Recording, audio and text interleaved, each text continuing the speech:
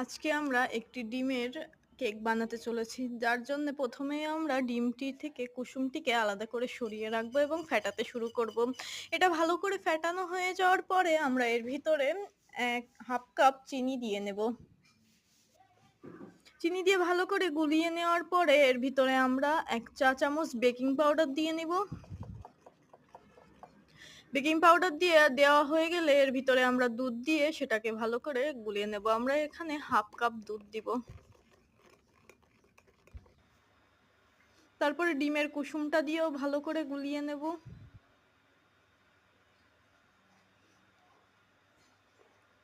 গোলানো হয়ে গেলে তারপরে আমরা এটির ভিতরে আটা দিয়ে নিব ১/২ কাপ।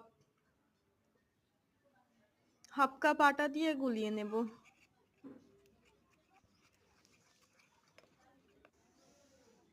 তারপরে এর ভিতরে আমরা একটু কোকো পাউডার দিয়ে নেব এবং ভালো করে গুলিয়ে মিক্সারটা ভালো করে মিক্সড করে নেব।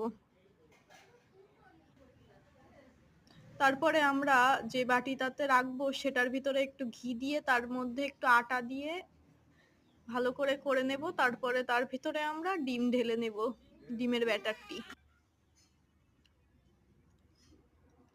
এবার চুলায় দিয়ে ৩০ মিনিট পরে ওয়েট করার পরেই দেখবেন আমাদের ডিমটি হয়ে গেছে এবং আমরা এটা কেটে টেস্ট করে নেব। দেখুন আমাদের কেকটা কি সুন্দর হয়েছে।